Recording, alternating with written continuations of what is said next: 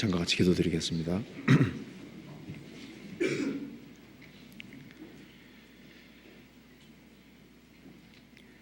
자비하신 하나님 아버지 감사합니다. 오늘 또 저희들을 한자리에 불러 모아주시고 하나님의 말씀으로 교훈받게 해주신 것을 진심으로 감사합니다. 오늘 이 시간 주 성령께서 우리 마음 가운데 들어 역사해 주시고 이 하나님의 말씀의 뜻을 바르게 깨달아 알 수 있는 지혜를 주시고 이 말씀이 마음속 깊이 새겨질 수 있도록 역사해 주시고 도와주옵소서. 오늘 이 말씀을 통해서 주 예수 그리스도에 대해서 더 깊이 깨달아 알 수 있도록 도와주시고 우리 인생을 주님께 의탁하고 살 수 있도록 도와주옵소서. 또 마음속에 있는 여러 가지 의문들을 제해 주시고 우리의 행보를 말씀 위에 굳게 세워 주옵소서. 그리고 멀리 유럽에서 말씀을 증거하시는 이요한 목사님 건강 지켜주시고 힘있게 하나님 말씀을 증거할 수 있도록 도와주옵소서. 그리고 아프리카에 전도 중에 있는 오세일 목사님 건강 지켜주시고 주의 역사와 능력을 나타내 주옵소서. 그리고 이곳에 참석한 모든 형제자매님들 주님께서 일일이 함께해 주시고 또 주님의 보호와 인도하심을 더 깊이 깨달아 알 수 있도록 도와주시고 주님 오시는 그날까지 한마음과 한뜻이 되어 주님의 복음과 영광을 위해 살 수 있도록 도와주옵소서. 우리의 사랑하는 가족들, 친척들, 이웃들에게 이 귀한 복음을 담대히 증거할 수 있도록 더욱 도와주옵소서. 주 예수 그리스도 이름으로 기도하옵나이다. 아멘. 성경 잠언 30장 찾으시겠습니다.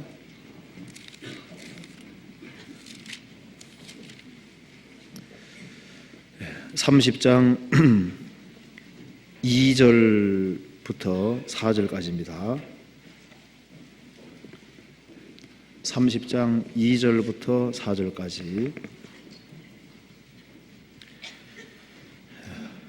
제가 읽겠습니다.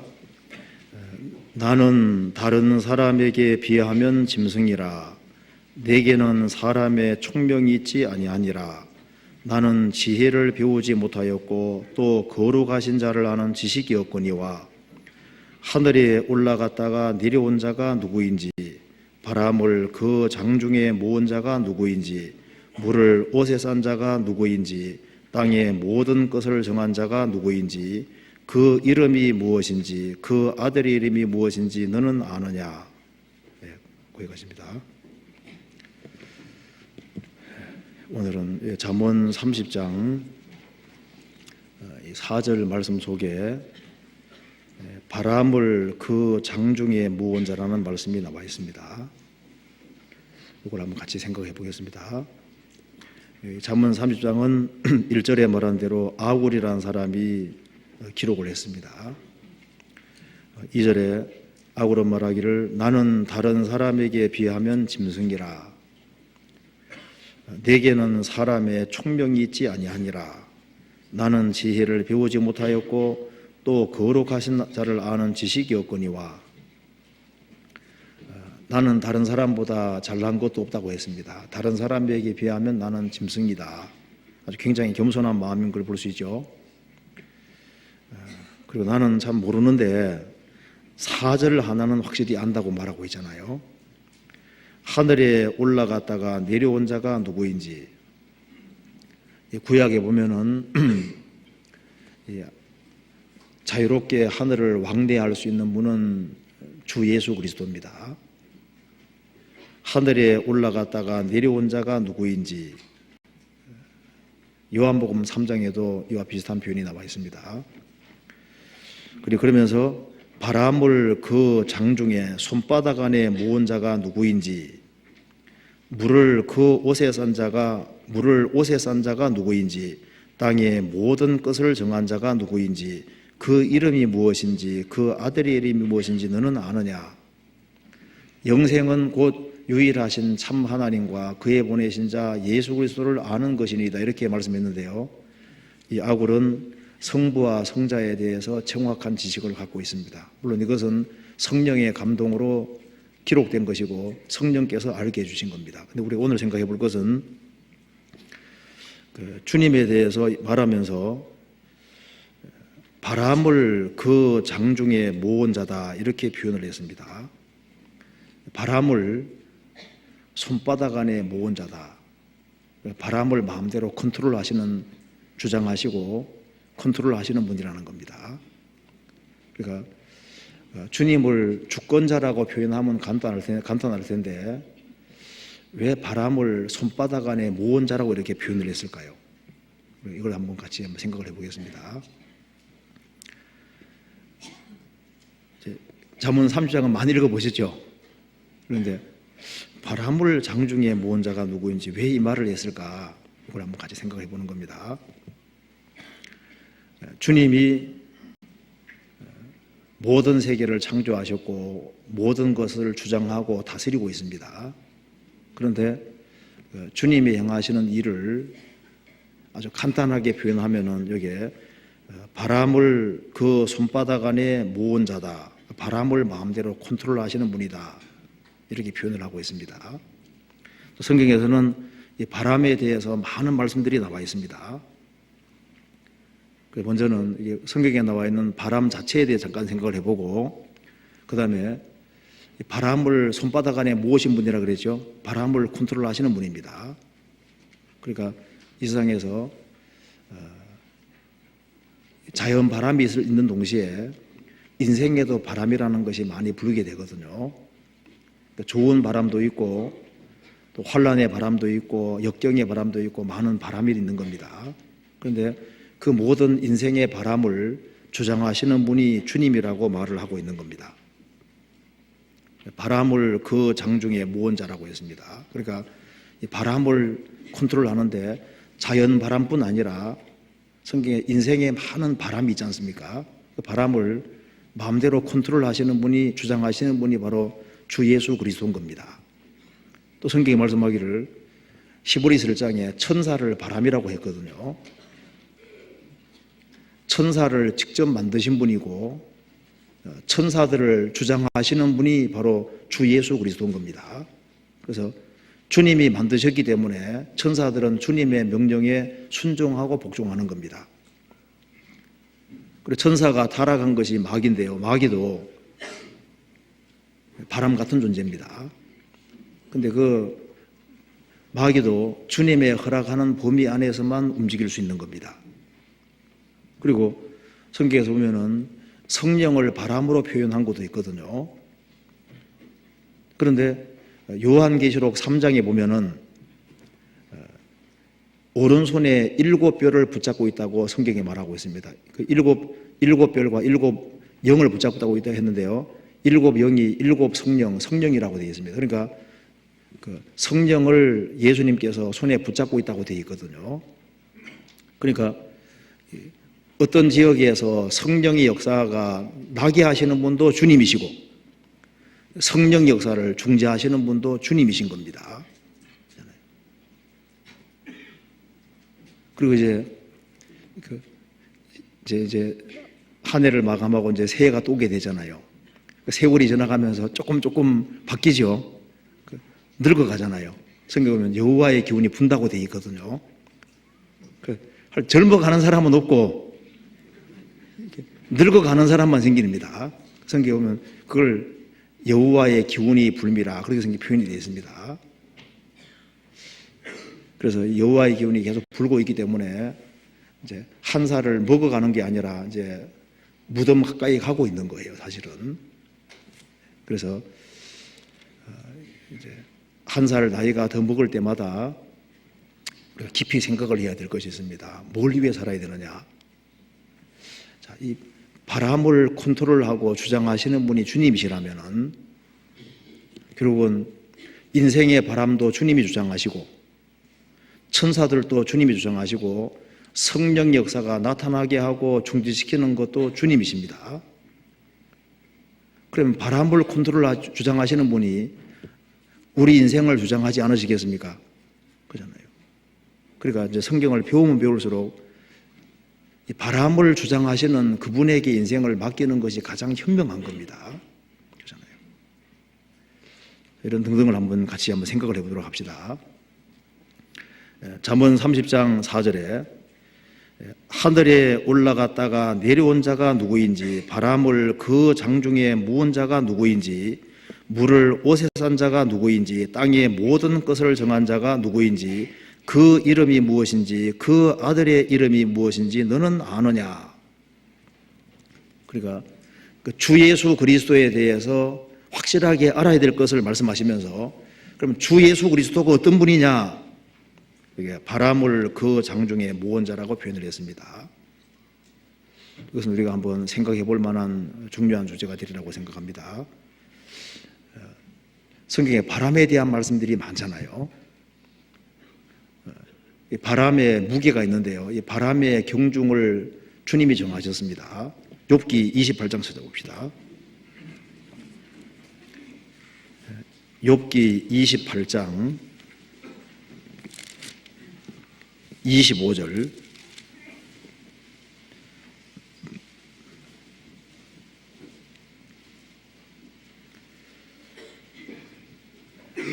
(28장 25절) 바람의 경중을 정하시며 물을 대어 그 분량을 정하시며 바람의 경중 무게를 정하셨다.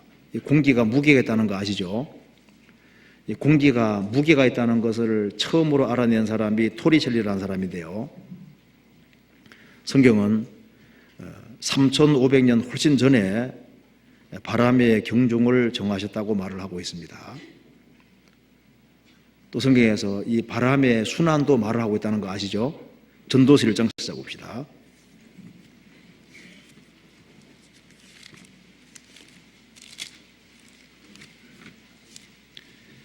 전도서 1장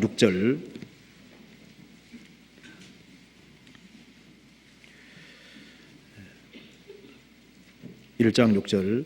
바람은 남으로 불다가 북으로 들이키며 이리 돌며 저리 돌아 불던 곳으로 돌아가고. 이스라엘 땅에서는 이제 이 대기 순환을 보시면은 이스라엘 땅에서 바람은 남으로 불다가 북으로 들이키며 이리 돌며 저리 돌아 불던 곳으로 돌아가고, 바람은 순환하고 있는 것이 맞습니다. 이게 대략 한 3,000년 전의 기록인 겁니다. 그러니까 이 바람 자체를 만드신 분이 하나님이시고, 이 바람을 불게 하기도 하고 중지시키기도 하시는 분이 바로 주님이신 거예요. 성경 시편 135편 보시겠습니다.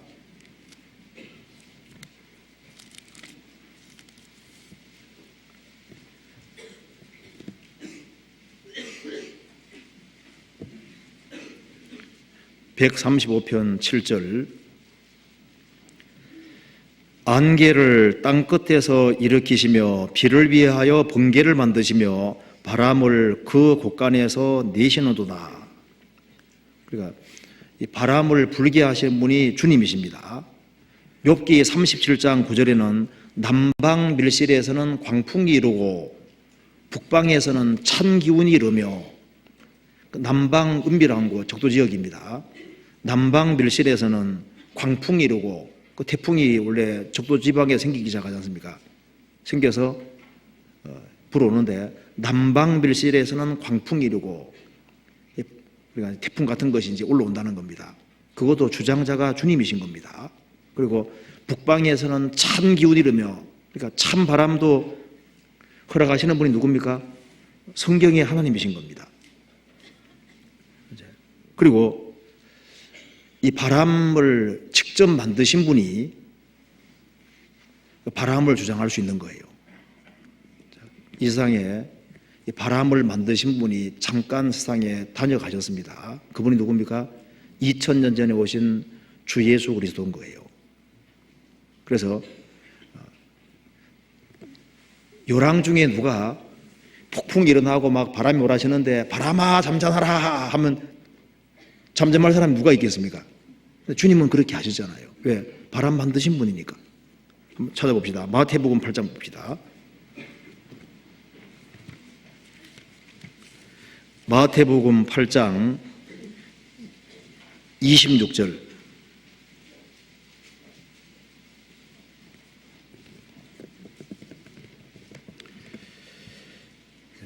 예수께서 이르시되 어찌하여 무서워하느냐, 믿음이 적은 자들아 하시고 곧 일어나사 바람과 바다를 꾸짖으신데 아주 잔잔하게 되거늘 그 사람들이 기이하게 가로되 이 어떠한 사람이기에 바람과 바다도 순종하는고 하더라. 바람을 불게 하신 분도 주님이십니다. 주님께서 배 위에서 바람과 바다를 꾸짖으시는데 아주 잔잔하게 되거늘 예수님 제자들은 너무나도 놀랐습니다. 이 어떠한 사람이기에 바람과 바다도 순종하는고, 어떠한 사람이기에? 창조주가 잠깐 사람이 되신 겁니다. 주님은 바람을 불게도 하시고 그치게도 하시는 분인 거예요. 노아 홍수 때 지구 전체가 물에 덮였습니다. 창세기 8장 보면은 하나님께서 바람을 불게 하심에 물이 감하였고, 남극과 북극으로 물이 물러가게 해주신 분이 바로 주님이신 겁니다. 바람을 불게 하심에 물이 감하였다. 주님이 그렇게 하신 겁니다. 그리고 이스라엘이 출애굽을 할 때 하나님께서 큰 동풍으로 밤새도록 바닷물을 물러가게 하심에 바다가 마른 땅이 된지라. 홍해 바다 가를 때 하나님께서 큰 동풍으로 바다를 가르셨다고 했습니다. 그리고 이스라엘 백성들이 고기 달라고 할 때 하나님 메추라기 보내실 때도 하나님이 큰 동풍으로 메추라기 몰아와서 이스라엘 사람들에게 한 달 동안 먹이신 것이 성경에 나와 있잖아요. 성경에 바람에 대한 얘기가 많거든요.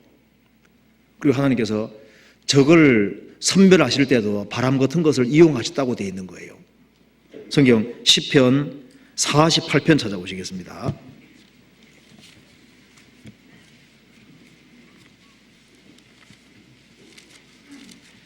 시편 48편 7절 같이 한번 읽어보겠습니다. 주께서 동풍으로 다시스의 배를 깨뜨리시는도다.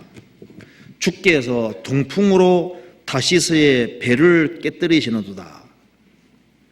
하나님께서는 이 바람을 이용해서 바람으로 전쟁을 중지하게도 하시고 전쟁을 이기게도 하시고 바람을 활용하시는 겁니다. 1차 대전 때 독일이 독가스 사용한 적이 있다는 거 아마 들어보신 분도 있을 겁니다. 그러니까 1915년 4월 22일에 독일이 연합군을 상대로 해서 독가스를 독가스로 사람을 죽이려고 했던 겁니다. 군인들을. 그런데 36시간 동안 바람이 갑자기 있지 않습니까? 반대로 불어서 독일 사람들이 수천 명 죽게 됐습니다. 그러니까 연합군을 죽이려고 바람 방향 다 시간까지 다 계산해 가지고 바람이 연합군 쪽으로 불게 될 때 그때 독가스를 쐈는데요. 바람은 누가 주장합니까? 주님이 주장하시잖아요. 그러니까 반대로 불어 가지고 독일 사람들이 오히려 크게 당하는, 그러니까 바람을 주장하시는 분은 성경의 하나님이신 겁니다. 그리고 스페인 무적 함대 들어보셨을 겁니다. 1580 몇 년도입니다. 그때 스페인 무적 함대가 영국 쳐들어왔잖아요. 그런데 하나님께서 바람으로, 폭풍과 바람으로 스페인이 영국을 이기지 못하게 만드셨습니다. 그래서 영국의 그 기념 주화에 어떻게 되어 있냐면은 하나님이 이 기운을 불자 적이 선별해 그들이 흩어졌다, 그런 내용이 기록되어 있습니다. 그러니까 야, 이건 하나님이 도우셨다. 영국 사람들도 그렇게 생각하는 겁니다. 이건 하나님이 도우셨다. 가미가제라는 거 아주 신풍이라고, 이제 몽골 제국이 한국을 강점하고 일본까지 이제 쳐들어가려고 했잖아요. 그런데 이제 쳐들어갔는데 태풍 때문에 일본을 정복하지 못했습니다. 그래서 일본 사람들은 이제 신이 도왔다 가지고 신풍이라고 가지고 가미가제 이렇게 하거든요. 가미가 신이니까 가미가제, 신풍, 하나님이 도우셨다, 신이 도왔다 해가지고 신풍, 태풍을 가미가제라고 해요. 가미가제. 그렇게 해서 어떤 나라를 치려고 할 때 바람 자체를 하나님이 주장하시는 거예요. 나폴레옹도 러시아를 점령하려고 했습니다. 나의 사전에는 불가능이 없다. 그래서 이제 러시아를 점령하려고 했는데요. 러시아의 장군 쿠트조프라는 장군이 있는데 그 장군은 나폴레옹이 제 아무리 용맹하다 할지라도 신의 법칙을 이기지는 못한다. 하나님의 법칙을 이기지는 못한다. 그러니까 러시아 봄, 여름, 가을, 겨울이 있는데 러시아 겨울은 춥잖아요. 추우니까 이제 나폴레옹 쳐들어올 때 후퇴를 거듭했습니다. 식량을 불태워가면서 후퇴를 거듭했습니다. 그래서 겨울이 오기만을 기다렸던 겁니다. 그래서 이제 나폴레옹 군대가 너무 깊숙이 들어왔는데요. 추운 겨울이 오니까 감당을 할 수가 없는 거예요. 막 매서운 바람이 몰아치고 막 눈보라가 치는데 그걸 어떻게 이기겠습니까? 그래서 나폴레옹이 대피하고 그래서 망하게 됐거든요. 나폴레옹은 나의 사전에는 불가능이 없다. 그런데 쿠트조프 장군은 그 사람이 아무리 용맹하다 할지라도 하나님의 법칙은 못 이긴다. 봄, 여름, 가을, 겨울 오는 것은 법칙이니까 러시아의 겨울은 반드시 온다. 그렇게 하고 후퇴했지 않습니까?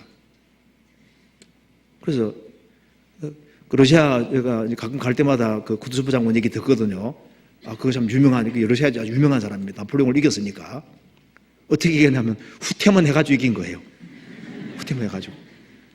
식량 불태워가면서 후퇴만 해가지고 이긴 거거든요. 이기게 한 건 하나님이 찬바람을 불게 해가지고 눈보라가 치게 하니까 이길 수가 없잖아요. 그러니까 하나님께서는 여기에 보면 성경지에서 바람의 주장자가 하나님이라는 걸 분명히 말하고 있습니다. 엘리야가 승천할 때는 하나님께서 회리 바람으로 엘리야를 승천시켰다고 나와 있죠. 자, 그러니까 성경에서 바람이 많이 나와 있는데 이 육신적인 바람만 있는 것이 아니라 인생에서 신령한 바람, 그러니까 인생에서 경험하는 바람도 있는 겁니다.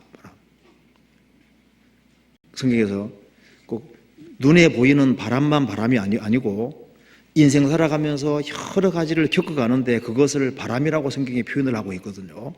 그런데 인생에 겪어가는 모든 바람을 손바닥에 모으고 컨트롤 하시는 분이 누구냐? 그분이 바로 성경의 하나님인 것을 알 필요가 있다 그 말입니다. 인생 살아가면서 바람을 안 맞는 사람이 없잖아요. 모든 식물과 동물 전체가 이 바람을 경험합니다. 바람 안 맞아본 사람 없지 않습니까? 인생 살아가면서도 많은 바람이 불게 되는 겁니다. 그래서 제가 이것은 이게 시가 하나 있는데 이걸 읽어 드려야 될지 말아야 될지 모르겠는데요. 설교 시간에 남의 시 읽는 건 안 좋은데 어떻게 읽어도 괜찮을까요? 그럼 제가 한번 읽어볼게요. 근데 이 도종환 씨가 쓴 시인데 그 좀 제가 한번 읽어봐도 괜찮을 것 같아요. 한번 잠깐 읽어보겠습니다. 흔들리지 않고 피는 꽃이 어디 있으랴? 이 세상 그 어떤 아름다운 꽃들도 다 흔들리면서 피었나니 흔들리면서 줄기를 곧게 세웠나니 흔들리지 않고 가는 사랑이 어디 있으랴? 젖지 않고 피는 꽃이 어디 있으랴? 이 세상 그 어떤 빛나는 꽃들도 다 젖으며 피었나니 바람과 비에 젖으며 꽃잎 따뜻하게 피웠나니 젖지 않고 가는 삶이 어디 있으랴? 여기 이제 인생이 여러 바람을 경험한다는 걸 이렇게 간단하게 표현을 했습니다. 갑자기 음속해진 것 같은데. 읽어도 괜찮죠? 예. 그러니까 이제 여기서 꽃을 피울 때 비바람을 안 겪는 것은 없다 그 말입니다. 인생을 이렇게 표현한 겁니다. 인생에서 여러 가지 바람을 겪게 되는데요. 신앙인도 바람을 겪게 되는 거지 않습니까? 그런데 성경에서 좋은 바람이 있는 동시에 성경에 대체로 남풍은 좋은 바람이거든요. 그런데 불순종할 때 특별히 하나님이 바람을 불게 한다고 되어 있거든요.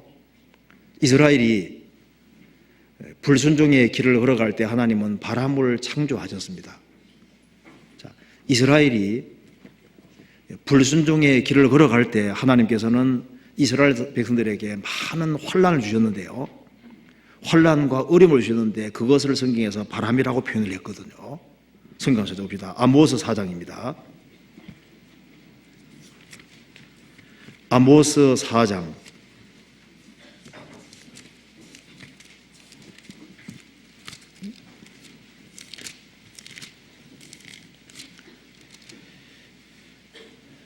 4장 12절입니다.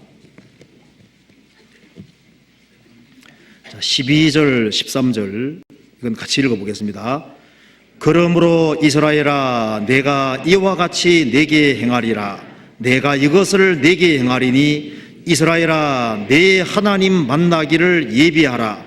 대저 산들을 지으며 바람을 창조하며 자기 뜻을 사람에게 보이시며 아침을 어둡게 하며 땅에 높은 데를 밟는 자는 그 이름이 만군의 하나님 여호와니라. 이스라엘이 불순종의 길을 걸어갈 때 하신 말씀입니다. 내가 이렇게 징계해도 돌이키지 않았다. 이렇게 더 큰 벌일에도 너희들이 돌이키지 않았다. 내가 이렇게 벌일에도 돌이키지 않았다. 그러므로 이스라엘아 내가 이와 같이 내게 행하리니 내가 이것을 내게 행하리니 이스라엘아 내 하나님 만나기를 예비하라. 그 말은 각오하라 그런 말입니다. 내가 이렇게 재앙을 내려도 돌이키지 않으니 너희들이 너희의 하나님 만나기를 예비하라. 각오하라 그 말입니다. 하나님을 등지는 너희들이 어떤 인생을 만날 것인지를 각오하라 그 말입니다. 하나님이 어떤 모습으로 나타나시느냐 13절 같은 모습으로 나타나신다는 겁니다.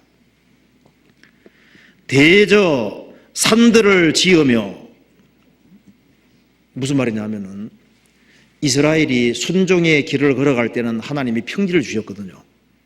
이스라엘이 평탄했습니다. 평지 주셨는데 이스라엘이 말을 안 들으니까 하나님께서 이스라엘 앞에 산들을 만드신 겁니다. 앞뒤가 꽉꽉 막히게 하신 거예요. 그래서 산고개 하나 넘었다 싶으면 더 큰 산이 가득 묶여 있는 겁니다. 산들을 지으시며 앞길을 막는다는 뜻입니다.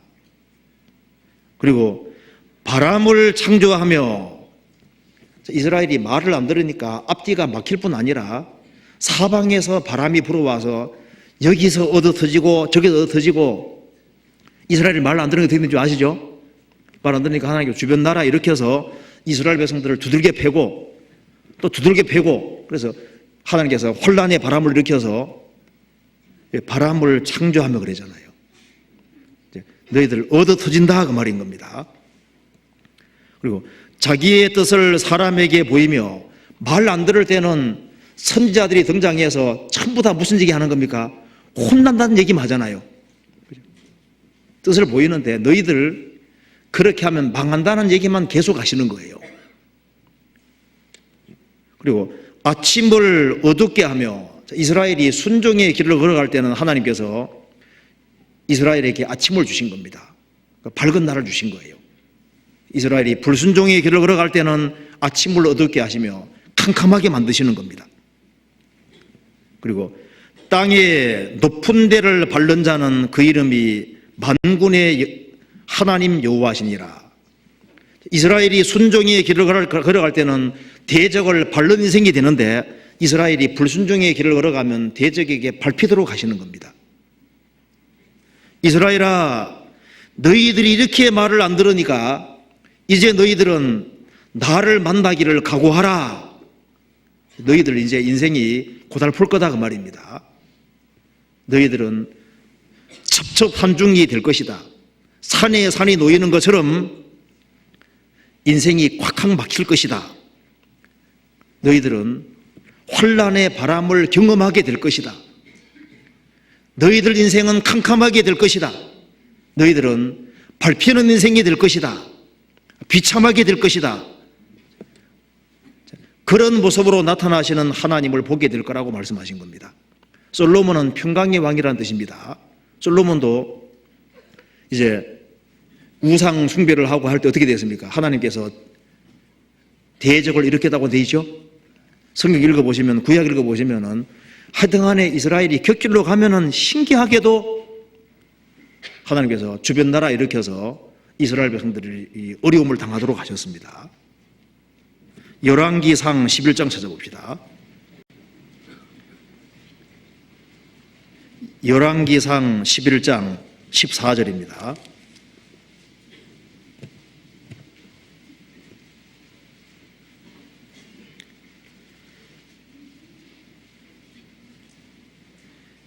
여호와께서 열왕기상 11장 14절 여호와께서 에돔 사람 하닷을 일으켜 솔로몬의 대적이 되게 하시니 저는 왕의 자손으로서 에돔에 거하였더라. 솔로몬이 불순종의 길을 걸어가니까 하나님께서 대적을 일으키셨습니다. 11장 23절 보시겠습니다. 하나님이 또 엘리야다의 아들 르손을 일으켜 솔로몬의 대적이 되게 하시니 저는 그 주인 소바방 하다데셀에게서 도망한 자라. 솔로몬은 평강의 왕이지만은 인생 말년에 하나님을 떠나니까 하나님께서 대적을 일으키셨습니다. 그래서 레위기 26장에 이스라엘이 불순종의 길을 걸어갈 때 심판이 가중돼서 점점 심판이 심해지셨습니다. 그렇죠?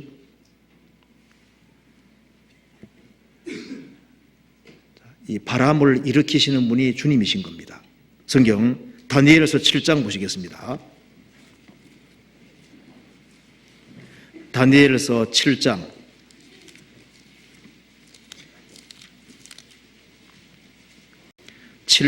2절입니다.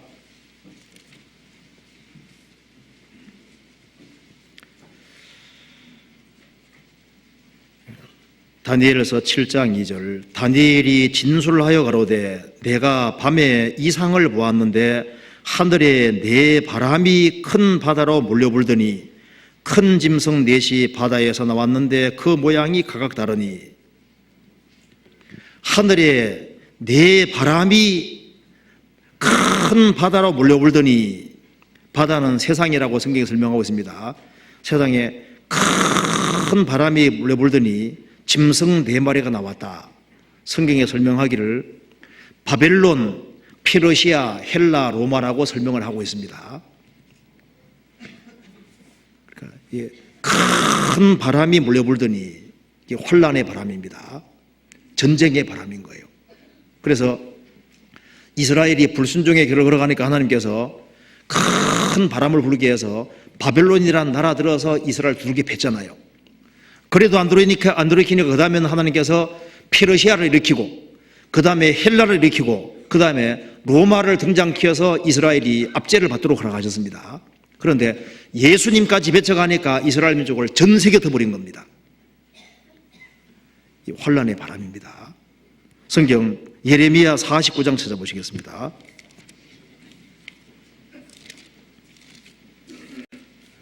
네, 49장 36절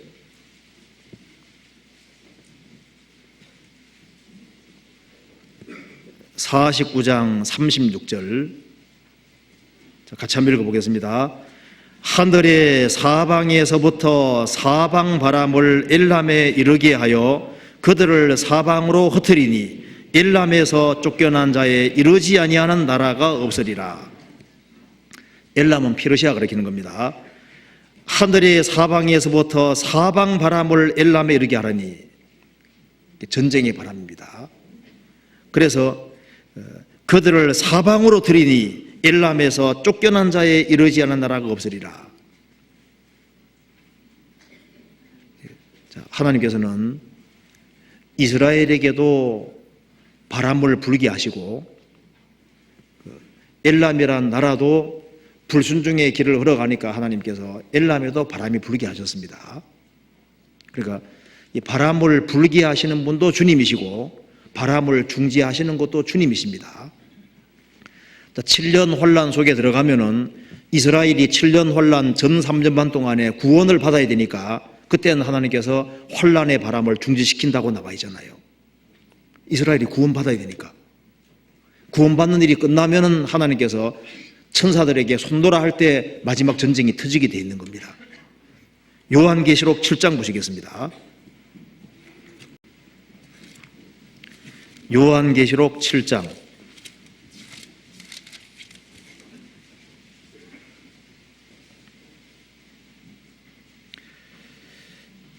7장 1절입니다. 이일 후에 내가 네 천사가 땅 네 모퉁이에 선 것을 보니 땅의 사방에 바람을 붙잡아 바람으로 하여금 땅에나 바다에나 각종 나무에 불지 못하게 하더라. 4절 내가 입맞은 자의 수를 들으니 이스라엘 자손의 각 지파 중에서 입맞은 자들이 14만 4천이니 이스라엘 중에 14만 4천 명이 구원받을 때까지는 땅의 사방 바람을 붙잡아서 평화를 잠깐 허락하시는 거예요. 그러니까 평화를 잠깐 허락하시는 분도 주님이시고 요한계시록 9장 가면은 네 천사 보고 손나라고 하니까 세계적인 전쟁이 터져서 1시간 안에 인류 3분의 2 죽는 게 나오지 않습니까? 여기 네 천사가 땅 네 모퉁이에 선 것을 보니 땅의 사방 바람을 붙잡아 바람이 불지 못하게 했습니다. 그런데 이스라엘이 이제 구원받는 일이 끝나니까 이런 일이 벌어집니다. 요한계시록 9장 봅시다. 9장 14절 보시겠습니다. 나팔 가진 여섯째 천사에게 말하기를 큰 강 유프라데에 결박한 네 천사를 놓아주라 하며 네 천사가 놓였으니 그들은 그 연월일시로 사람 3분지를 죽이기로 예비한 자들이라. 그러니까 환란의 바람을 중지하시는 것도 주님이시고 때가 되면 전쟁이 나는 걸 허락하시는 것도 주님이신 겁니다. 그분은 바람을 장중에 모으신 분이기 때문입니다. 그러니까 나라를 커지게 하시는 것도 주님이시고 작아지게 하시는 것도 주님이시고 전쟁을 허락하시는 것도 주님이시고 전쟁을 나지 못하게 중지시키는 것도 주님인 겁니다.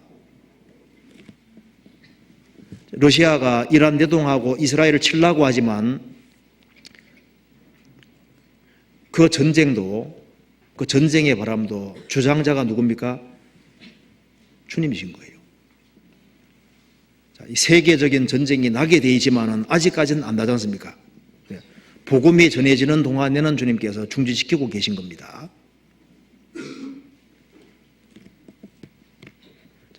주님이 허락하지 않으면은 한국에도 전쟁 못 납니다.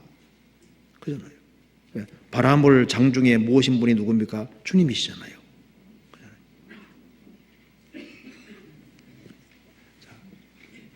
인생의 바람도 전쟁의 바람도 주님이 주장하고 계시고 인생의 바람도 주님이 주장하십니다.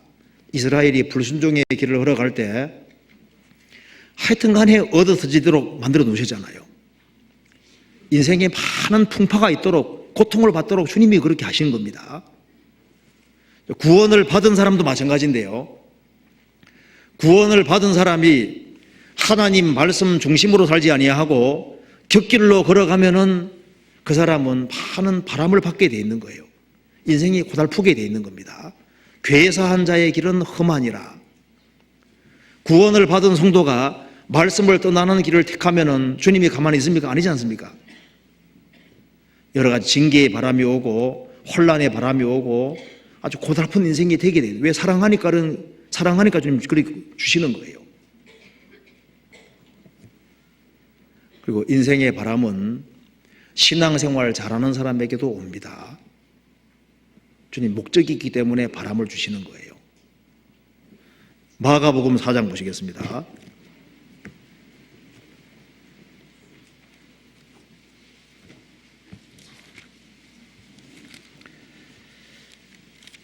(4장) 35절입니다.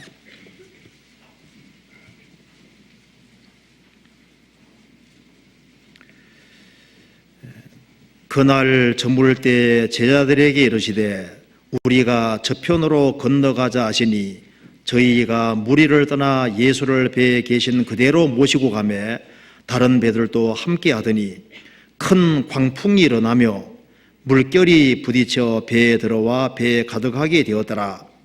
예수께서는 고물에서 베개를 베시고 주무시더니 제 아들이 깨우며 가로되 선생님이여 우리의 죽게 된 것을 돌아보지 아니하시나이까 하니 예수께서 깨어 바람을 꾸짖으시며 바다들어 이르시되 잠잠하라 고요하라 하시니 바람이 그치고 아주 잔잔하여 지더라. 이에 제자들에게 이르시되 어찌하여 이렇게 무서워하느냐 너희가 어찌 믿음이 없느냐 하시니 저희가 심히 두려워하여 서로 말하되 저가 뉘기에 바람과 바다라도 순종하는고 하였더라. 불순종의 길을 걸어가기 때문에 많은 바람을 만나기도 하지만은 진리 가운데 걸어가는 사람도 인생에 바람이 있다 그 말입니다. 여기에 보면은 주님께서 말씀하시기를 우리가 저편으로 건너가자. 자, 주님이 갈릴리 호수를 건너가자고 먼저 제안하셨고 주님을 모시고 가는 길입니다. 불순종의 길이 아니지 않습니까? 저희가 무리를 떠나 예수를 배에 계신 그대로 모시고 가매 다른 배들도 함께 하더라. 주님이 가자고 하는 그 길을 주님을 모시고 가고 있는 거예요. 그럼에도 불구하고 37절에 큰 광풍이 일어나며 물결이 부딪혀 배에 들어와 배에 가득하게 되었더라. 주님이 허락하신 길을 걸어갑니다. 주님이 원하시는 길을 주님과 함께 걸어갑니다. 그러면 바람이 없느냐? 아닙니다. 그래도 바람이 있는 거예요. 이게 말씀하기를 그냥 광풍이 아니죠. 큰 광풍이 일어나며 물결이 부딪혀 배에 들어와 배에 가득하게 되었더라. 죽게 생긴 겁니다. 그런데 예수님께서는 여전히 주무시고 계신 겁니다. 우리는 이렇게 곤란과 어려움을 당하고 있는데 예수님은 아무 조처를 취하지 않는 것처럼 보이는 겁니다.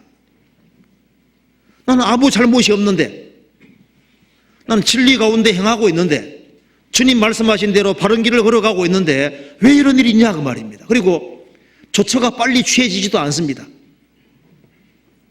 광풍은 계속 불고 배는 잠기게 됐습니다. 이 바람을 일으키신 분이 주님이신 겁니다. 바람을 장중에 모으신 분이잖아요. 예수님께서 깨어나셨습니다. 예수께서 깨어 바람을 꾸짖으시며 바다들어 이르시되 잠잠하라 고요하라 하시니 바람이 그치고 아주 잔잔하여 지더라. 자, 왜 이런 일을 하셨을까요? 이것을 우리가 중요한 것을 배울 수 있습니다. 꼭 불순종의 길을 걸어가기 때문에만 바람 부는 게 아니다 그 말입니다. 그래서 혹시 크리스찬이 어떤 큰 곤란과 어려움을 당할 때 신방으로 가서 무슨 죄 지었는지 반드시 얘기해봐요 하면서 그 죄 지은 게 아니라고 해도 그렇게 주장하는 사람이 있는데 그러면 안 됩니다. 꼭 죄로만 고통을 당하는 게 아니에요. 주님 계획 속에서 어려움이 있을 수도 있는 겁니다. 여기에 큰 광풍이 났다고 되어 있죠. 인생의 진리 가운데 걸어가도 광풍이 있는 거예요. 이거 잠깐 듣고 찾아봅시다. 시편 55편 보시겠습니다. 시편 55편 8절입니다.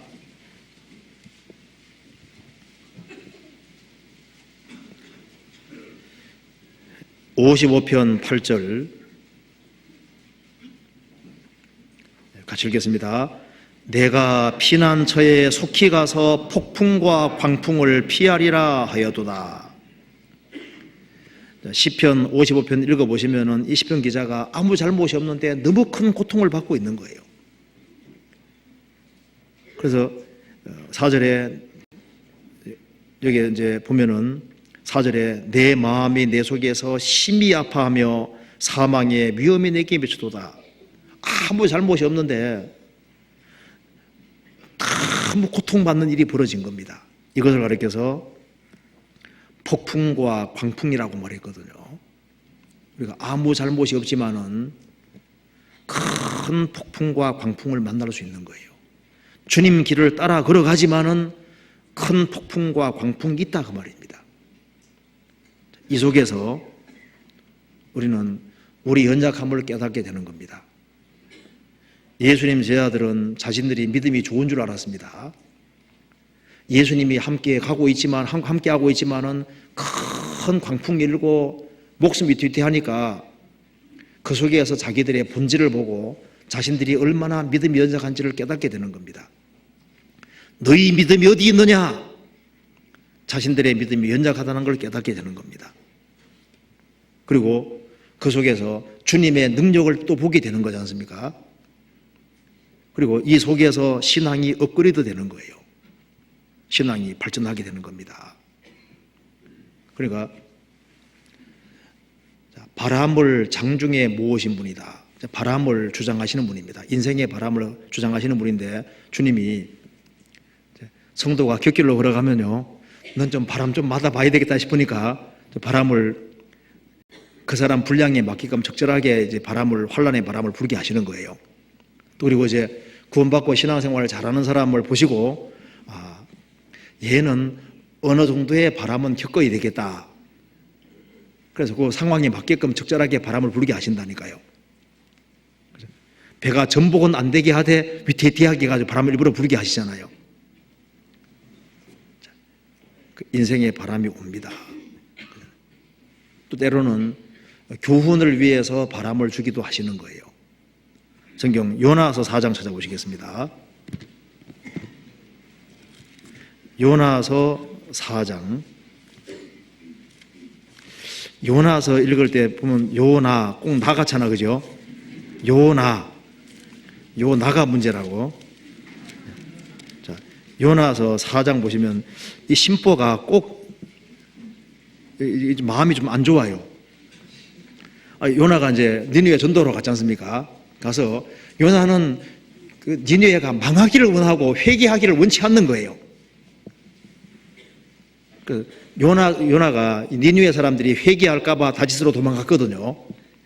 그 물고기 뱃속에 들어갔다가 이제 하나님께 호되게 징계받고 전도하러 가지 않습니까? 가서 막 전도하고 싶어 하는 게 아니에요. 뭐라고 전도했을까요? 야, 이놈들아, 내가 너희들에게 전도하고 싶어 하는 줄 아느냐 하면서 너희들 이제 회개 안 하면 망한다고 막 소리 질렀을 거 아니에요. 그리고 그 사람들이 회개하는 걸 원치 않았습니다. 그리고 이제 망하는 꼴을 보기를 원하고 있는 거예요. 선지자가 이러면 안 될 것 같은데. 요나 4장 봅시다. 4장 5절에 보시겠습니다. 요나가 성에서 나가서 그 성 동편에 앉되 거기서 자기를 위하여 초막을 짓고 그 그늘 아래 앉아서 성읍이 어떻게 되는 것을 보려 하니라. 하나님이 여호와께서 박넝쿨을 준비하사 요나 위에 가리우게 하셨으니 이는 그 머리를 위하여 그늘이 지게 하며 그 괴로움을 면케하려 하심이었더라. 요나가 박넝쿨을 인하여 심히 기뻐하더니 하나님이 벌레를 준비하사 이튿날 새벽에 그 박넝쿨을 씹게 하심에 곧 시더니라. 해가 뜰 때 하나님이 뜨거운 동풍을 준비하셨고 해는 요나의 머리에 쬐매 요나가 혼곤하여 스스로 죽기를 구하며 가로되 사는 것보다 죽는 것이 내게 나으니이다. 하나님이 요나에게 이르시되 내가 이 박넝쿨로 인하여 성내에 어찌 합당하냐? 그가 대답하되 내가 성내어 죽기까지 할지라도 합당하니이다. 여호와께서 가라사대 내가 수고도 아니하였고 배양도 아니하였고 하룻밤 있다가 하룻밤에 망한 이 박능코를 내가 아꼈거든. 하물며 이 큰 성읍 니느웨에는 좌우를 분변치 못하는 자가 12만여 명이요 육축도 많이 있나니 내가 아끼는 것이 어찌 합당치 아니하냐. 하나님께서 요나를 교훈하기 위해서 박능코를 준비해 주셨고, 그 다음에 벌레가 갉아먹게 하시잖아요. 그 다음에 하나님께서 동풍을 불게 하사 너무 뜨겁게 만들었습니다. 요나에게 하나님께서 교훈하기 위해 이렇게 하신 겁니다. 자, 우리 인생에도 바람이 오는데 죄를 짓기 때문에, 성도가 곁길로 가기 때문에 오는 그런 환난의 징계로서의 바람도 있고, 또 주님께서 그 믿음을 업그레이드 시키기 위해서 더 견고한 믿음을 만들어주기 위해서 주시는 그런 바람도 있고, 또 교훈을 목적으로 해서 주시는 바람도 있다 그 말입니다. 여러 바람이 있는 거예요. 그런데 이런 바람 가운데서 여러 종류의 바람이 부는데 주님이 뭘 원하실까요? 어떤 경우에도 흔들리지 않는 모습, 그것을 보기 원하시는 겁니다. 바람 속에서 주님은 흔들리지 않는 그 모습을 보기 원하시는 거예요. 성경 마태복음 11장 찾아보시겠습니다. 마태복음 11장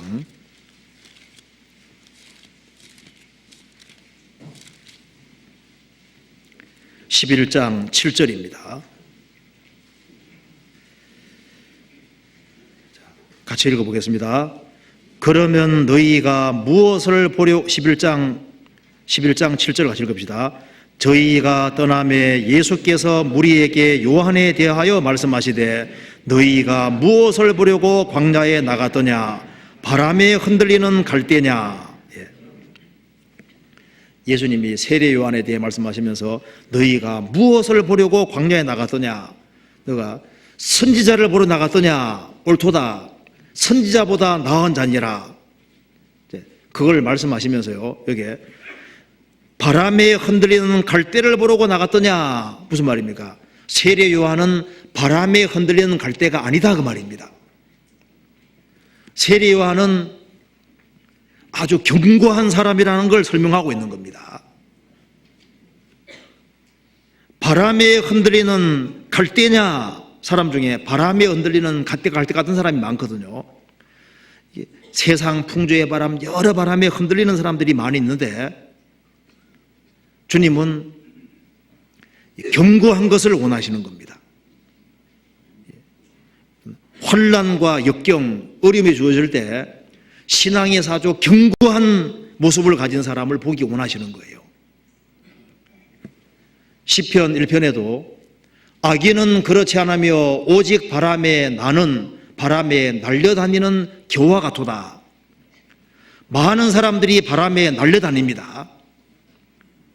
그런데 물가에 심기운 나무는 아주 견고하잖아요. 주님께서는 어떤 혼란과 역경과 어려움 속에서도 흔들리지 않는 아주 견고한 모습을 보기 원하십니다. 이 세상에서는 참 많은 바람이 붑니다. 비방의 바람도 있죠. 우리 신앙 때문에 핍박의 바람도 있고 유혹의 바람도 많이 있습니다. 그리고 남을 시기하는 것, 시기당하는 것 일종의 바람이라고 할 수 있습니다. 사람을 막 산채로 매장시키는 그런 종류의 바람도 있고 별 바람이 다 부는 거예요. 그런데 바람은 지나갑니다. 바람이 부는데요, 이 세상도 정욕도 다 지나갑니다. 그런데 이 세상에 무엇이 온다 할지라도 견고한 모습, 그런 걸 주님께서 보기 원하시는 거예요. 예수님과 같이 배를 타고 가고 있는데 예수님이 함께 하시니까 폭풍이 휘몰아치고 막 바람이 세차게 불고 해도 거기에서 아주 주님을 의지하고 아주 견고한 모습을 봤다면 주님이 크게 기뻐하셨을 겁니다. 회리 바람이 지나가면 악인은 없어져도 의인은 영원한 기초 같으니라. 바람에 밀려 요동하는 바닷물길 말고 바위처럼 아주 견고한 것, 그걸 주님께서 보기 원하시는 겁니다. 그리고 인생에서 바람을 감사함으로 받으면은 오히려 그것이 훨씬 인생의 지름길이 될 수도 있는 겁니다. 그렇잖아요. 내게 불어오는 모든 바람은 주님의 손안에 있는 겁니다. 좋은 바람이 불어오기도 하고 역경의 바람이 불어오기도 하고 여러 종류의 바람이 불어오고 있는데요, 그 다 주님 허락하심 속에 되어지고 그것을 감사함으로 받으면은 그것이 인생이 훨씬 더 빨리 나가는 길이 될 수도 있는 거예요. 성경에 말씀하기를 바람의 주장자가 주님이라고 말씀하셨습니다. 바람을 장중에 모은 자다. 그러니까 내 인생에서 부딪히는 모든 여러 종류의 바람은 다 누가 주장하고 있는 겁니까? 주님이 주장하고 있는 거예요. 나를 괴롭게 하는 사람도 필요한 겁니다. 여호와께서 그 온갖 것을 시험에 적당하게 하셨나니 악인도 악한 날에 적당하게 하셨느니라. 나를 괴롭히는 사람도 주변에 적당하게 포진되어 있는 겁니다. 그것도 주님의 허락하심 속에 있는 거예요. 내게 불어오는 모든 바람은 주님 허락 없이는 될 수가 없는 겁니다. 참새 한 마리도 허락 없이는 안 떨어집니다. 인생의 바람도 마찬가지인 거예요. 자연 바람뿐만 아니라 인생 속에 벌어지는 모든 바람도 주님이 컨트롤하고 계시는 거예요. 성경에 천사도 바람이라고 했습니다. 성경 찾아봅시다. 히브리서 1장.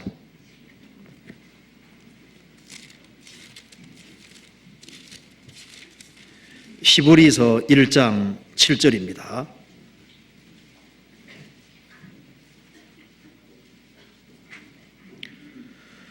또 천사들에 관하여는 그는 그의 천사들을 바람으로 그의 사역자들을 불꽃으로 삼으시느니라 하셨으되, 천사들에 관하여는 그는, 주님께서는 그의 천사들을 바람으로, 바람은 눈에 보이지 않지만 영향을 미치는 것처럼요, 천사들은 눈에 보이지 않지만 영향을 미치는 겁니다. 바람이 훅 지나가면은 어떤 뭔가 현상이 나타나는 것처럼 천사도 지나갈 때 현상이 나타납니다. 천사가 다니고 있거든요. 천사들을 바람으로, 그러니까 바람을 장중에 모은 자가 누군지 아느냐? 누가 천사들을 컨트롤할 수 있겠습니까? 누가 천사들을 주장할 수 있겠습니까? 그런데 그 천사들을 주장하시는 분이 누굽니까? 주 예수 그리스도인 거예요. 왜? 천사들을 직접 만드신 분이거든요. 천사들은 주님이 만드신 겁니다. 성경 골로새서 1장 찾아보시겠습니다. 골로새서 1장 16절입니다.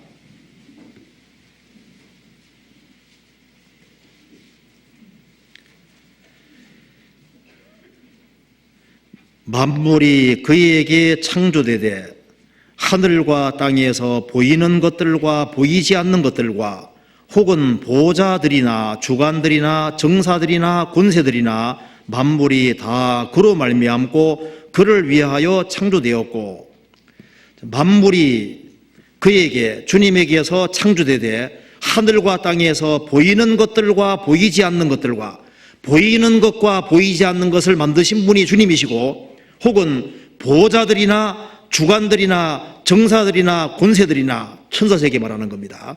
천사세계도 주님 만드셨고, 만물이 다 그로 말미암고, 만물이 다 주님으로 말미암아 만들어졌고 그를 위하여 창조되었고, 그러니까 만물을 지으시고 천사를 만드신 분이 주님이신 겁니다. 그래서 시편 103편 20절에 보면은 능력이 있어 여호와의 말씀을 이루며 그 말씀의 소리를 듣는 너희여 여호와를 송축하라. 여호와의 지으심을 받고, 천사들은 지으심 받은 피조물입니다. 그래서 천사를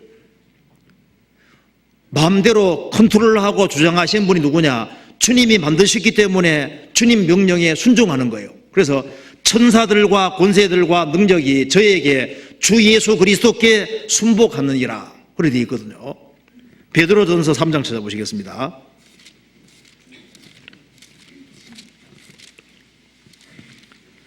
3장 22절 같이 읽겠습니다. 같이 읽겠습니다.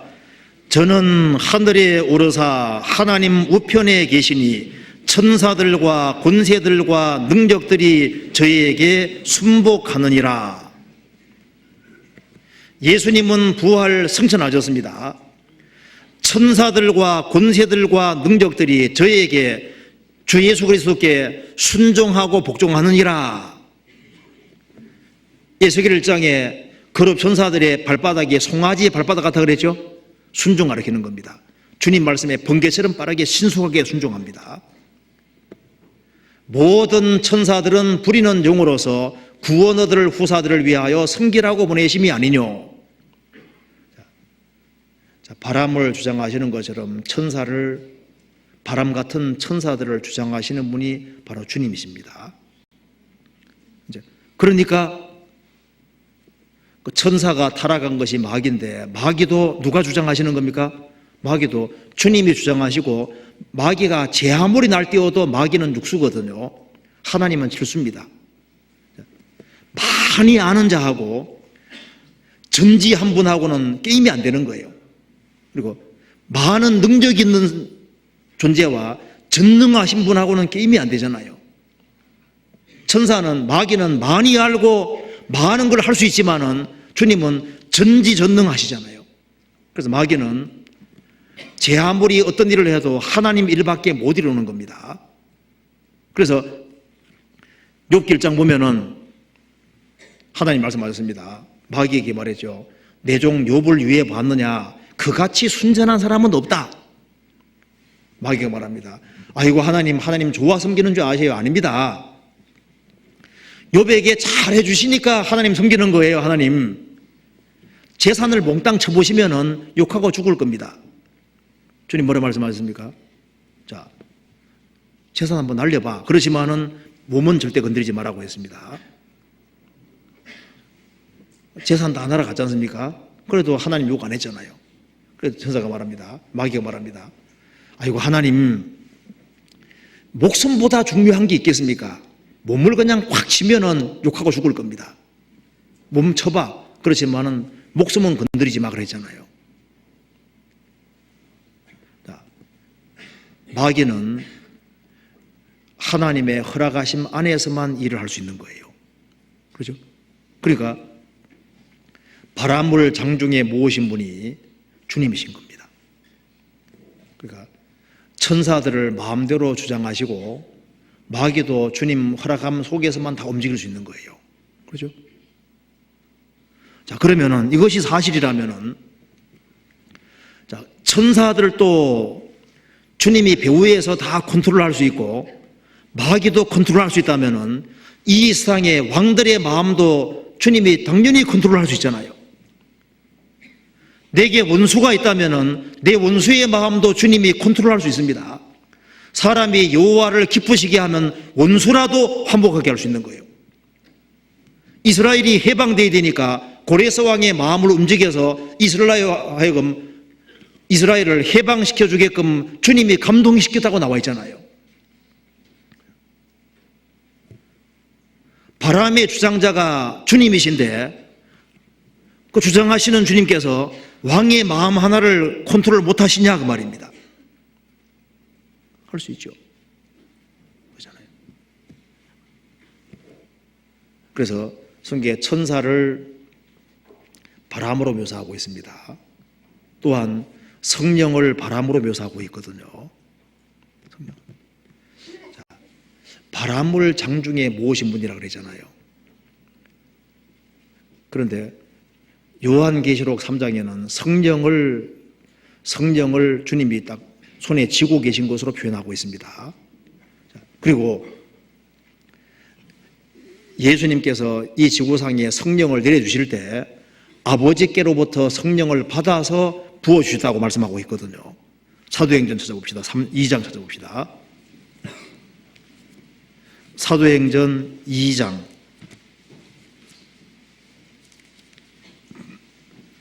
33절 같이 한번 읽어보겠습니다.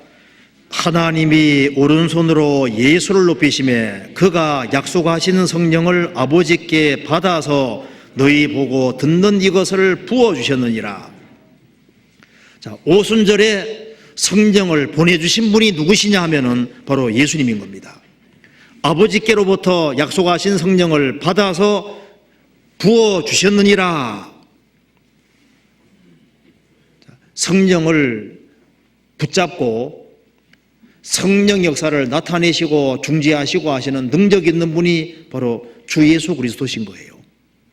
요한복음 3장 보시겠습니다. 그래서 성령을 성경에 바람과 연결시켜 놨습니다. 요한복음 3장 찾아보시겠습니다.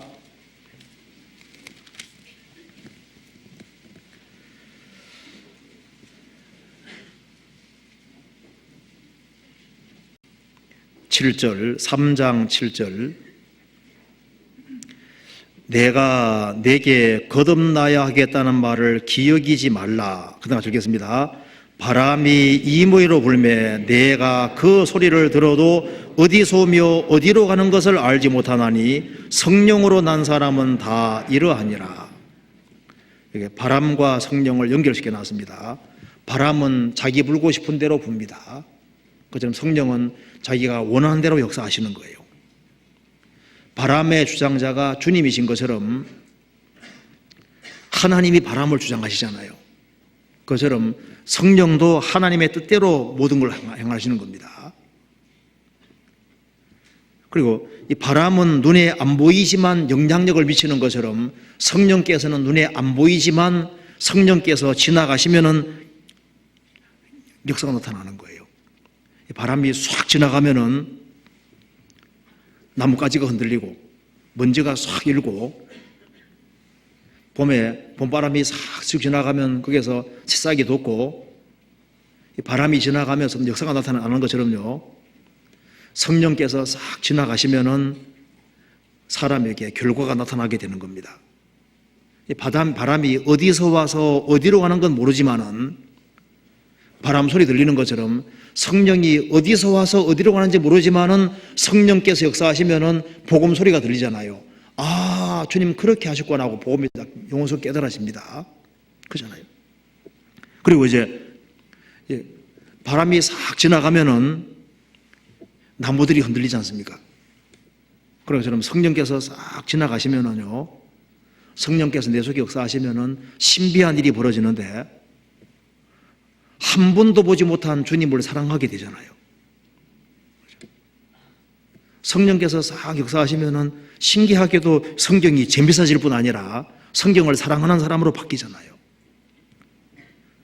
성령이 그 사람 영혼 속에 싹 스치고 지나가면은 교회를 사랑하게 되고 교제를 사랑하게 되고 영혼을 불쌍히 여기게 되고 인생의 목적을 분명히 가지고 영원한 내세를 추구하고 그리고 영원한 영광을 바라고 주님을 갈망하는 마음이 커지고 신기하게 그런 게 생깁니다. 성령은 바람과 방불한 거예요. 또 이 성경에 보면은 성령을 바람과 연결시키고 있는데요. 성령을 잘 받으면은 힘있게 살 수 있잖아요. 그렇죠? 이 교회 안에서도 우리가 성령을 바람으로 생각할 때 신앙생활은 이렇게 노저어가는 생활 아닙니다. 항해할 때 노를 저어서 가려고 그러면 어느 정도까지는 갈 수 있지만 길게 못 가잖아요. 자기 힘과 노력이 필요하지만 자기 힘과 노력만 가지고 되는 게 아니에요. 구원받은 무리 가운데 잘 거하면은 구원받은 무리 가운데 바람이 불고 있습니다. 좋은 바람, 성령의 바람이 불고 있는 거예요. 성경에 보면은 한 사람의 영혼을 배로 표현하고 있는데요. 배에는 이제 일단 파손되지 말아야 될 거 아니에요. 믿음이 확실한 사람은 파손되지 않는 배와 같다고 했습니다. 그리고 구원받기 전에는 영혼의 배의 선장은 나지만은 구원받고 난다면 주님이 선장이 되지 않습니까? 나는 조수가 되고 배에는 다시 필요한 것처럼 구원받은 사람에게는 소망이 다시라고 표현하고 있습니다. 배에는 키가 필요한 것처럼 키가 방향 결정하는 거니까 구원받고 난 이후에는 이제 인생의 목표가 확실해지는 거예요. 살아도 주를 위해, 죽어도 주를 위해. 그리고 바람을 잘 받기 위해서는 돛대밑을 튼튼히 해야 됩니다. 돛대밑을 튼튼히 하고 돛을 펼쳐서 바람만 잘 받으면 항해하기는 수월하잖아요. 돛대밑을 튼튼히 하는 것이 뭐냐 하면은 구원받은 무리 가운데 뿌리를 잘 들이는 겁니다. 돛을 펼치는 것은 마음을 여는 거예요. 그래서 구원받은 무리 가운데서 뿌리를 잘 내리고 그리고 마음을 열고 구원받은 무리가 내 집이라고 생각을 하고, 교회가 하나님의 집이잖아요.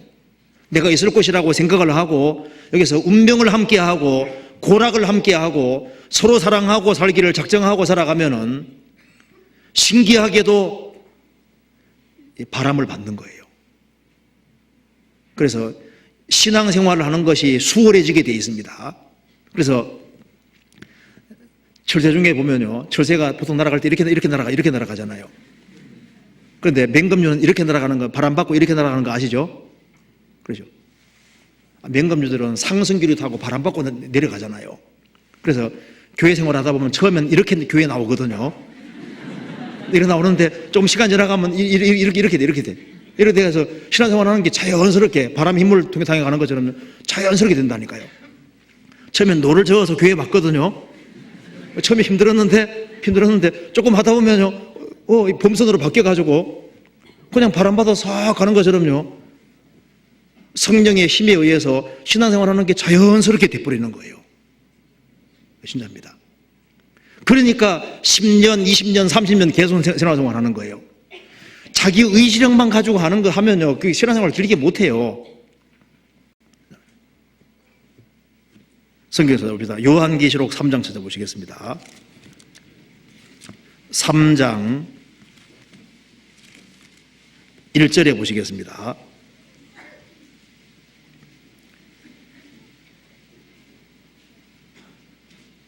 자, 같이 읽어보겠습니다. 사대 교회의 사자에게 편지하기를 하나님의 7 영과 7 뼈를 가진 네가 가라사대 내가 내 행위를 아노니 내가 살았다는 이름은 가졌으나 죽은 자로다. 이 말씀에 사대 교회의 사자에게 편지하기를 하나님의 7 영과 7 뼈를 가진 이가 가라사대. 예수님을 소개하면서 하나님의 7 영과 7 뼈를 가진 이가 가라사대. 7 영은 7 성령이라고 되어 있습니다. 그리고 7 뼈는 주의 일꾼을 말하는 겁니다. 주님께서는 일꾼도 손에 붙잡고 계시고 7 영도 손에 붙잡고 있다고 되어 있죠. 성령을 붙잡고 계시다 그 말입니다. 그러니까 성령의 역사를 붙잡고 계신 분이 주님이신 거예요. 그래서 바람을 장중에 모으신 자가 주님이십니다. 그래서 이 성령의 역사를 딱 붙잡고 있는 분이 주님이시기 때문에 어떤 지역에 성령 역사를 나타내시고 성령 역사를 고도하시는 분이 주님이신 거예요.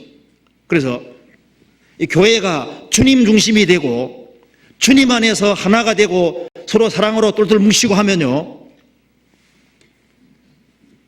7 영을 잡고 계신 분이 주님이시니까 주님이 역사와 능력을 나타내셔서 많은 사람이 구원받게 되는 겁니다. 그런데 주님 중심이 되지 아니하고 교회가 인간 중심이 되고 그리고 주님 볼 때 합당하지 아니하면은 7 영을 붙잡고 계신 분이 주님이시니까 주님이 역사하지 아니하면은 고생은 고생도로 하지만은 주님 역사는 나타나지 않게 되는 겁니다. 바람을 장중에 붙잡고 계신 분이 주님입니다. 그래서 우리 교회에 복음 전해지는 것 자체가 주님이 그렇게 하시는 거예요. 사람이 설교를 잘한다고 해서 구원받는 게 아니잖아요. 여기 7 영을 붙잡고 계신 분이 주님이십니다. 우리가 이걸 확실히 알 필요가 있습니다. 어떻게 주님이 역사하시느냐? 구원의 역사를 나타내시는 분은 주님이신 거예요. 그건 사람이 할 수 있는 것이 아닙니다. 그래서 어떤 사람들요, 성경 막 무조건 전하면 구원받을 것 같죠. 그거 아닙니다. 바람의 주장자가 주님이신 것처럼 성령을 주장하시는 분이 주님이신 거예요. 그래서 역사 나타내고 안 나타내는 것은 주님이 하시는 것이기 때문에 주님이 안 도와주면요, 아무 역사가 없는 겁니다. 그래서 주님의 도우심을 받는 일이 없이 어떤 인간 수단과 방법을 가지고서 해서 될 문제가 아닌 거예요. 자, 그러면 생각해 봅시다. 바람을 장중에 모으신 분이 주님이라고 하지 않습니까? 자, 그러면 바람을 컨트롤하고 주장하시는 분이 주님이시고, 천사를 주장하시는 분이 주님이시고, 마귀도 주님의 허락하심 속에서만 되어지고, 성령의 역사를 주장하시는 분도 주님이시라면은, 그 모든 것이 주님 손 안에 있으면은 우리 인생도 주님의 손바닥 안에 있는 거다, 그 말입니다. 나는 주님 손 안에 있는 존재라는 걸 알아야 됩니다. 주님이 바람까지도 다 컨트롤 하시는데, 인간이 주님을 떠나서 주님 대적자가 되면은 그 전능하신 주님의 손을 벗어날 수가 없습니다. 이스라엘이 불순종의 길을 걸어갈 때 하나님 말씀하셨습니다. 너희들이 음부에 파고 들어갈지라도 내 손이 거기서 취하해낼 것이다. 너희들이 하늘에 올라갈지라도 내가 잡아낼 것이고, 그리고 너희들이 나를 피해서 저 바다 밑에 숨어든다 할지라도 바다 밑에 있는 뱀을 명해서 물게 할 것이다. 불신자들은 주님 손을 벗어날 수 없습니다. 인생은 어차피 바람을 장중에 모으신 분을 벗어날 수 없습니다. 그렇기 때문에 제일 현명한 인생은 예수님 말씀하시기를 내 영혼을 아버지 손에 부탁하나이다, 그 말씀대로 인생 전체를 주님께 부탁하는 그것이 아주 현명하고, 영혼을 바람을 장중에 모으시는 그분에게 의탁하는 것이 현명한 길인 거예요. 그러면 그 인생을 주님이 주장해 주시는 거예요. 요한복음 10장 찾아보시겠습니다.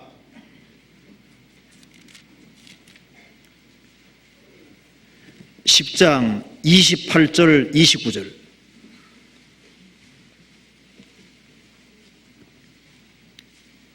(28절) 29절 같이 읽겠습니다. 내가 저희에게 영생을 주노니 영원히 멸망치 아니할 터이요 또 저희를 내 손에서 빼앗을 자가 없느니라. 저희를 주신 내 아버지는 만유보다 크심에 아무도 아버지 손에서 빼앗을 수 없느니라. 예수님 말씀하셨습니다. 내가 저희에게 영생을 주노니 영원히 멸망치 아니할 터이요 또 저희를 내 손에서 빼앗을 자가 없느니라. 구원받은 사람은 영혼을 주님께 의탁한 사람입니다. 그래서 주님이 그 사람 영혼을 손으로 붙잡고 계신 거예요. 그리고 이 바람을 장중에 모으시는 것처럼 바람도 손바닥 안에 있는데, 구원받은 사람 인생은 주님 손아래에 있다는 걸 잊지 말아야 됩니다. 성경 시편 31편입니다.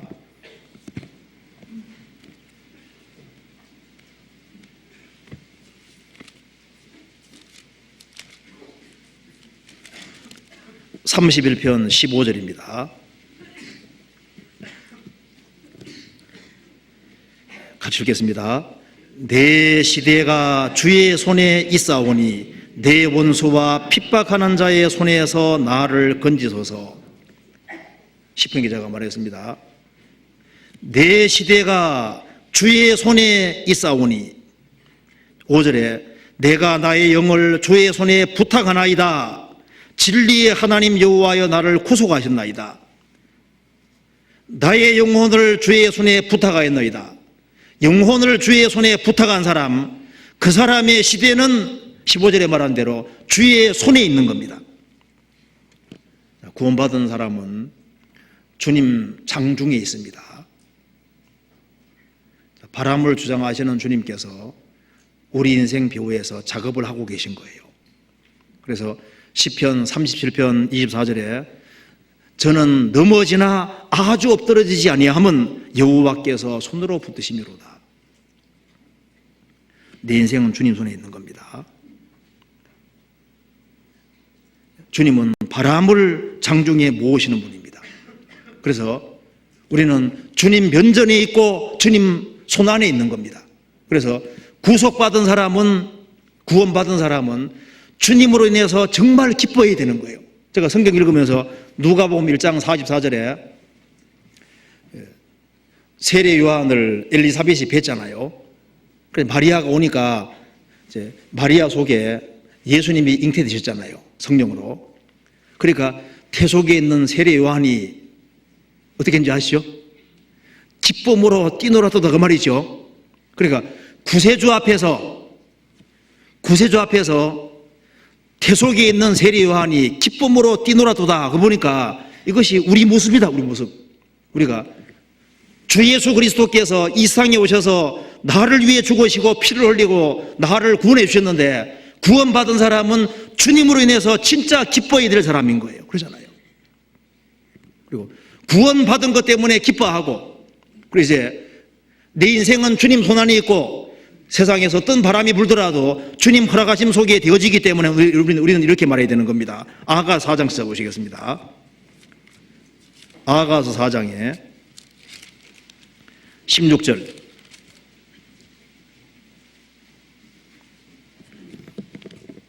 (4장 16절) 같이 읽어보겠습니다. 북풍아 일어나라, 남풍아 오라, 나의 동산에 불어서 향기를 날리라. 나의 사랑하는 자가 그 동산에 들어가서 그 아름다운 실과 먹기를 원하노라. 이스라엘에서 북풍은 아주 매서운 바람입니다. 북풍은 아주 찬 바람이고 매서운 바람입니다. 그리고 북풍아 일어나라, 남풍아 오라. 남풍은 찾아보면은 더운 바람인데요, 좋은 바람입니다. 남풍이 싹 불어오면 더운 기운을 동반해 오기 때문에 거기에서 꽃이 피고 열매를 맺히게 하는 바람입니다. 그러니까 북풍은 환란을 가리키는 것이고 남풍은 형통한 걸 가리키는 겁니다. 그러니까 북풍아 일어나라, 남풍아 오라. 하나님은 형통도 주시고 공고도 주십니다. 형통한 날에는 기뻐하고 공고한 날에는 생각하라. 하나님이 이 두 가지를 병행하게 하사 능히 장대를 헤아려 알지 못하게 하셨느니라.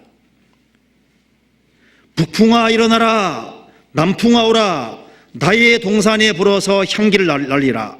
나의 사랑하는 자가 그 동산에 들어가서 그 아름다운 실과를 먹기 원하노라. 동산에 북풍도 필요하고 남풍도 필요한 겁니다. 그 속에서 열매가 맺혀가는 거예요. 우리는 살아가면서 주님이 때로는 남풍도 주시고 북풍도 주시는 거예요. 어느 때는 형통도 주시고 또 공고도 주시고 어려움도 주십니다. 그 속에서 열매가 맺혀가는, 꽃이 피고 열매가 맺혀가고 뭔가가 만들어지고 있는 겁니다. 그렇잖아요. 그렇기 때문에 우리는 구원을 받은 것도 감사하고 또 바람을 주장하시는 분이 주님이시기 때문에 남풍이 오든 북풍이 오든 모든 것을 감사함으로 받는 그 마음이 필요한 겁니다. 바람의 주장자가 주님이시기 때문에 그런 거예요. 한 군데 모두 보시겠습니다. 이사야 40장입니다. 이 40장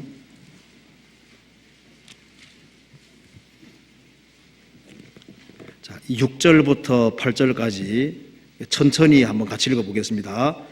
말하는 자의 소리여 가로되 외치라. 대답하되 내가 무엇이라 외치리이까.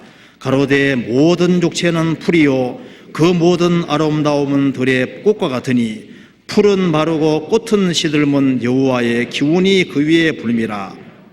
이 백성은 실로 보리로다.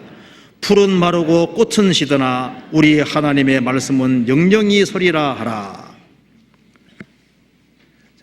말하는 자의 소리여 외치라. 대답하되 내가 무엇이라고 외치리이까. 성경이 말씀했습니다. 모든 육체는 풀이요 그 모든 아름다움은 들의 꽃과 같아. 풀은 결국은 마릅니다. 꽃은 시듭니다. 이 세상의 영광도 잠깐이고 우리 인생은 결국은 노쇠하고 결국은 죽게 되는 거예요. 풀은 마르고 꽃은 시들면 여호와의 기운이 그 위에 불미라. 풀이 잠깐 자랐다가 꽃이 피고 바람이 싹 불면서 어떻게 됩니까? 결국은 마르고 죽잖아요. 그것처럼 인생에도 여호와의 기운이 불고 있습니다. 여호와의 기운이 매년마다 불고 있는 거예요. 인생은 늙어지도록 프로그램이 되어 있는 겁니다. 참 늙어가는 거 신기하죠? 나이 들어가는 게 너무너무 신기해요. 주님이 그렇게 프로그램을 하셨습니다. 그래서 1년, 2년 지나가면 세월이 지나가면서 계속 여호와의 기운이 불고 있는 겁니다. 부르면서 늙어지게 해두셨습니다. 그래서 세상 영광은 떨어지게 되어 있는 겁니다. 여기 말씀한 대로 풀은 마르고 꽃은 시들면 여호와의 기운이 불미라. 이 세상의 영광도 꽃처럼 떨어집니다. 이 세상에 잘 나가던 사람도 여호와의 기운이 불고 결국은 죽게 되는 거예요.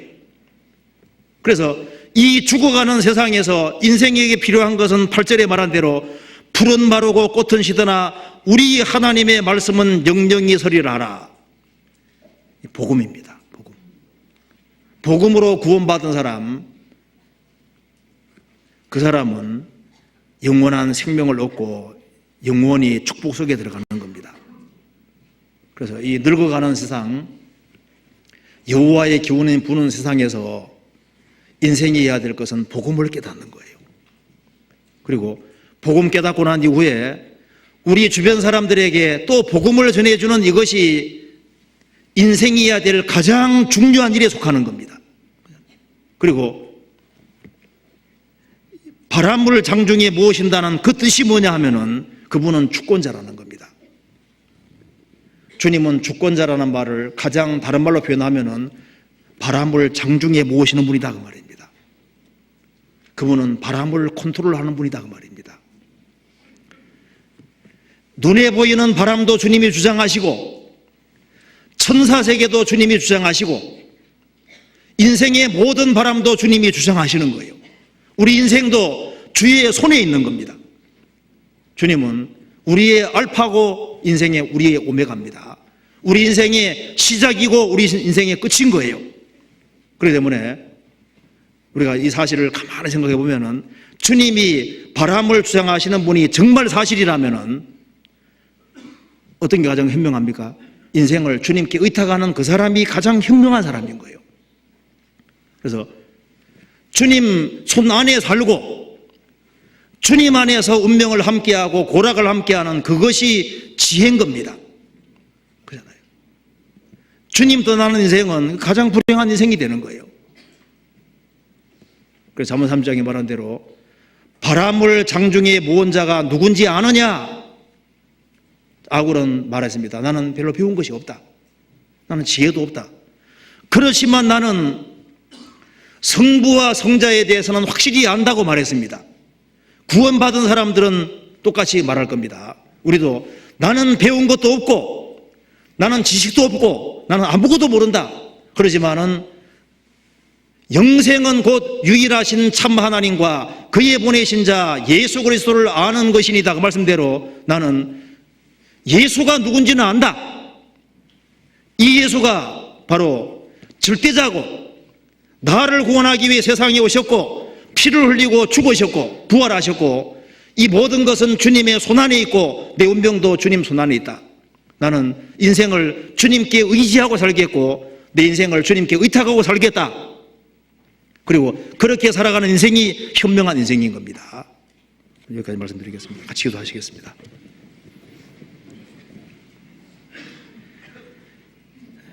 저희를 사랑하시는 하나님 아버지 감사합니다. 역사의 마지막 시대를 살아가는 저희들에게 주의 귀한 복음을 깨닫게 도와주시고 우리 주 예수 그리스도를 알게 해주신 것을 진심으로 감사드립니다. 주님께서 구원받은 모든 식구들을 마음을 붙잡아 주시고 가정가정마다 지켜주셔서 주님의 복음과 영광을 위해 살 수 있도록 도와주시고 주 예수 그리스도를 아는 지식에서 자라갈 수 있도록 도와주시고 인생을 주님께 걸고 살 수 있도록 도와주시옵소서. 그리고 이 세상에 살면서 무엇을 위해 살아야 할지를 확실히 깨달아 알 수 있도록 도와주시옵소서. 그리고 유럽에서 수양 인도하시는 이요한 목사님 건강 지켜주시고 주의 말씀을 담대히 증거할 수 있도록 더욱 도와주시고 또 유럽의 모든 식구들에게도 함께해 주시고 도와주시옵소서. 아프리카 선교 중에 있는 오셀 목사님 가는 발걸음마다 주님께서 인도해 주시고 주의 역사와 능력을 나타내 주옵소서. 그리고 해외에서 선교하는 많은 손길들이 있습니다. 주님께서 일일이 함께해 주시고 도와주시옵소서. 우리 나머지 모든 생에 주님의 거룩한 말씀으로 다스려 주옵소서. 주 예수 그리스도 이름으로 기도하옵나이다. 아멘. 찬송 같이 부르시겠습니다. 찬송가 85장입니다.